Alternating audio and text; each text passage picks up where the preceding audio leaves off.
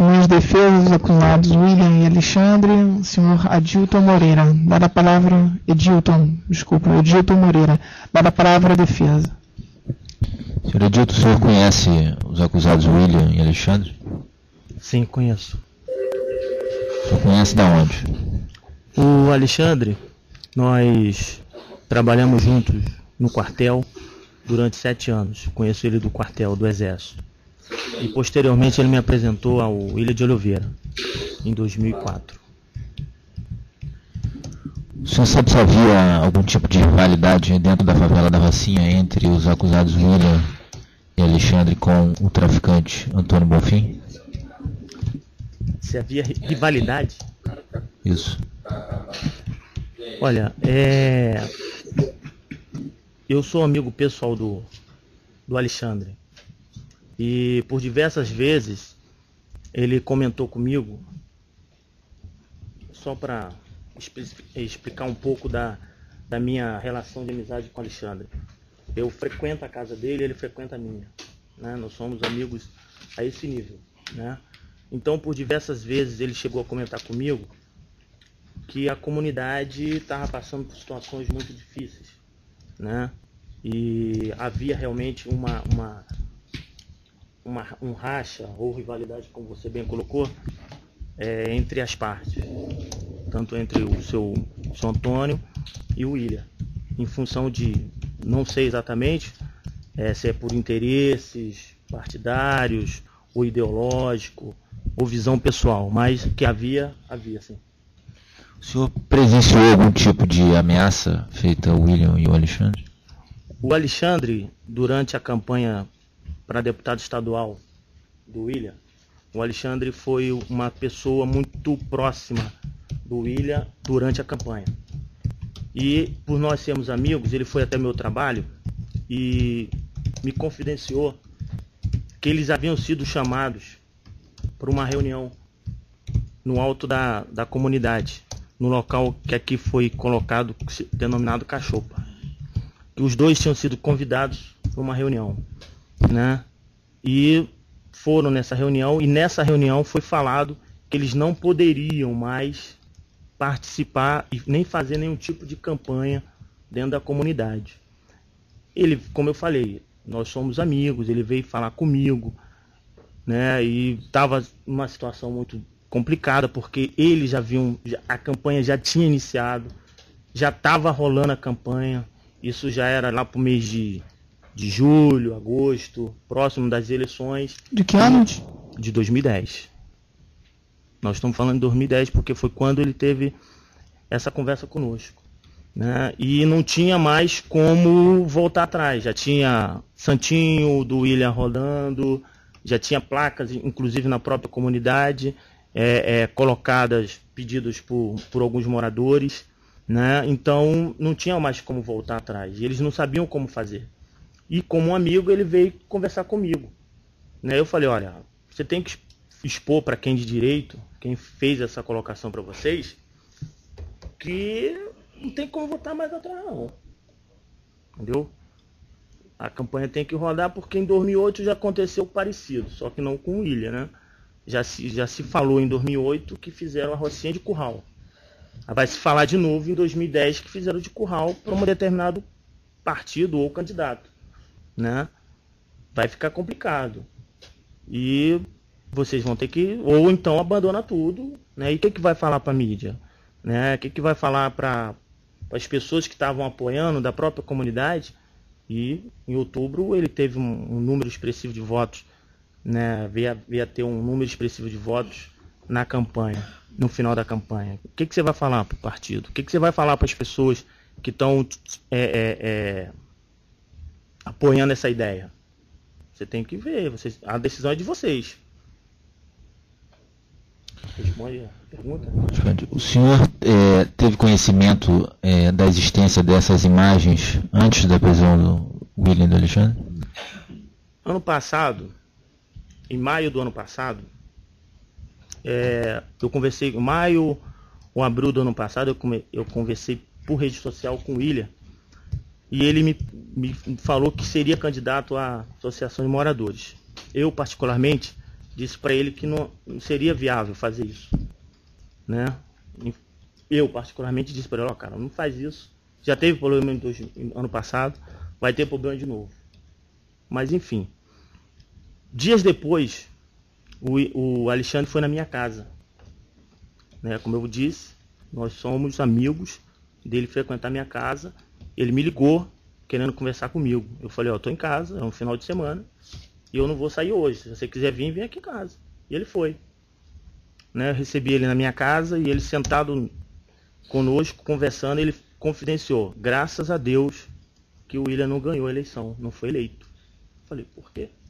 Se vocês trabalharam tanto, porque eu fiquei sabendo, né, e na comunidade, que tem uma fita onde tem as nossas reuniões, as 2 reuniões que nós fizemos lá, que nós fomos chamados para ser ouvidos lá, inclusive a primeira conversa que foi pedido para a gente parar a campanha, e a segunda também tem essa fita, e eu fiquei sabendo disso, e essa fita, se acontecer alguma coisa com o Antônio, essa fita vai aparecer. Eu falei, e aí? O que você vai fazer? Porque eu sei que o Alexandre é pai de família, tem 3 filhos, inclusive paga pensão de uma. Eu falei, e aí, cara, o que tu vai fazer se isso vier à tona? Não sei, tô à deriva, não sei o que eu vou fazer. Essa conversa se deu em que data, senhor lembra? Essa conversa deve ter sido ou maio ou junho do ano passado. E nessa ocasião ele já falava da existência dessa fita? Ele falou para mim que já tinha tomado conhecimento dessa fita, né? Inclusive ele até chegou a comentar que não haveria só essa fita, haveria outras fitas referentes com conversas com outras pessoas que o Antônio teve, que ele também filmou, mas que essa ia ser usada contra o William. Porque o que gerou o Alexandre tomar conhecimento dessa fita? Todos nós sabemos que tem um PAC da Rocinha. E no PAC da Rocinha tem um trabalho na Rua 4.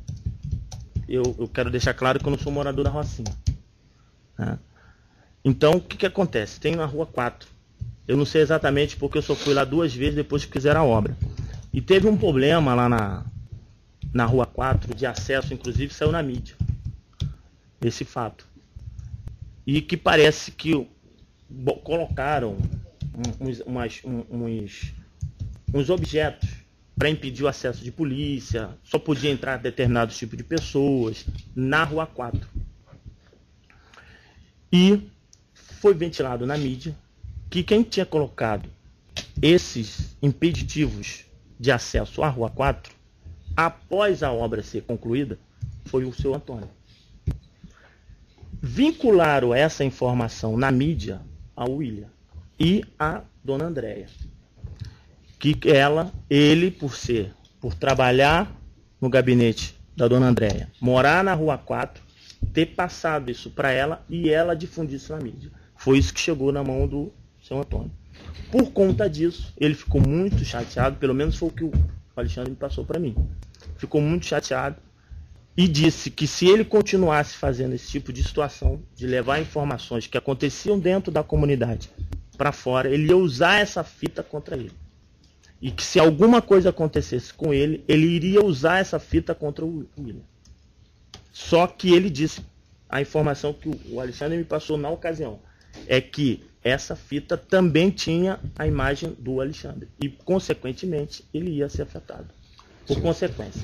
O senhor disse que ele fazia gravações também de outras pessoas. A informação que eu recebi na ocasião. Na ocasião. Exatamente. De outras pessoas, de outros políticos. Políticos. Também, exatamente. Pessoas de um modo geral. Quer dizer, ele possui outras gravações, então. Exatamente. Interessante. Tem mais alguma pergunta? Há nenhuma pergunta, Excelência. Para a defesa do acusado Antônio. Sem perguntas. Doutor, uma pergunta? Eu tenho sim. O senhor disse que ouviu do próprio acusado Alexandre, né? Que ele ficou sabendo sobre a existência dessa fita.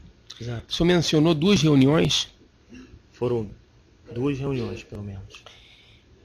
Que ele sabia que as 2 reuniões teriam sido gravadas, é isso? Exatamente.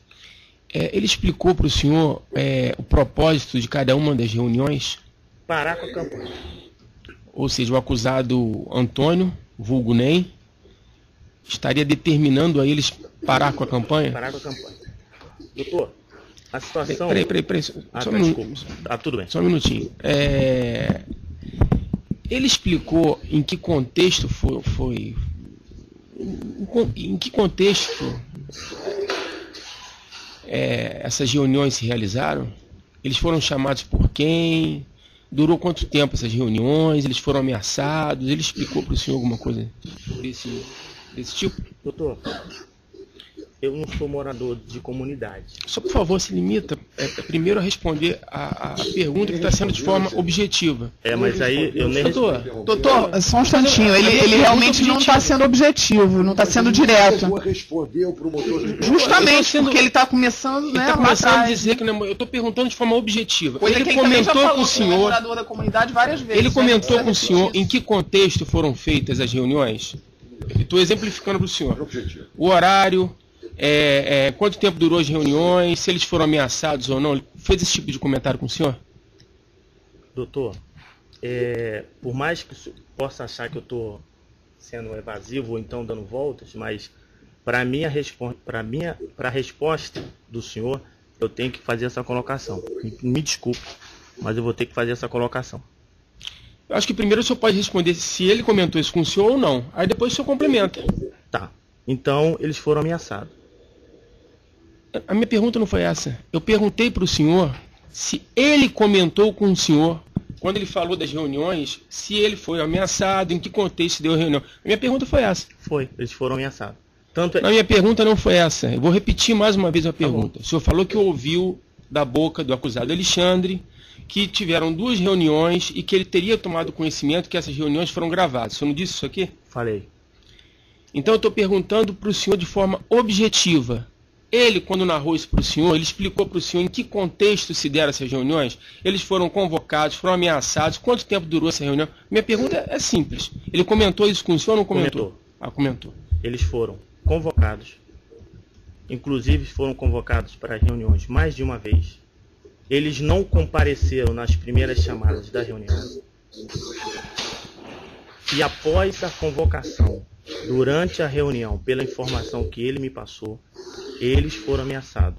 Tanto é que foram ameaçados que na campanha do ano passado para presidente da Associação da Comunidade, o senhor Alexandre já não fez parte mais do grupo de trabalho do seu William.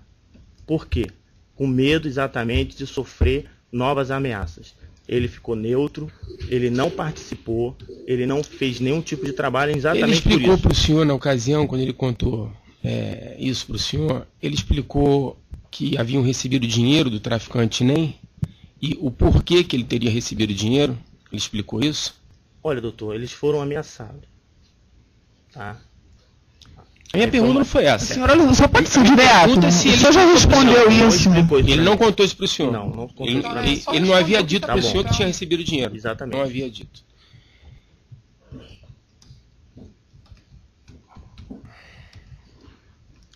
Ele contou para o senhor como ele ficou sabendo da existência dessas fitas? Ele falou que uma pessoa ligada ao grupo do NEM comentou com ele e mostrou a fita para ele. Mostrou a fita para ele? Mostrou a fita para ele, mas só que mostrou a fita para ele com a imagem dele sombria. Então ele assistiu a fita. Pelo que o senhor entendeu, foi isso? Exatamente. Pelo que ele explicou, foi isso? Exatamente. Ok, sem mais perguntas. Só uma pergunta que eu vou fazer ao senhor. O senhor disse que se acontecesse, se eles continuassem, né, com a campanha, o NEM faria o quê? Ele faria o quê com a gravação? Levaria o conhecimento de quem? Quando eu falei da fita, isso. A fita foi gravada em 2010. Isso o senhor já falou. O senhor pode responder a pergunta que eu fiz ao senhor? Daria para as autoridades. Para as autoridades. E se incriminaria também, porque ele estava na fita junto. É isso? Sim. Só isso. Encerrar o depoimento da testemunha.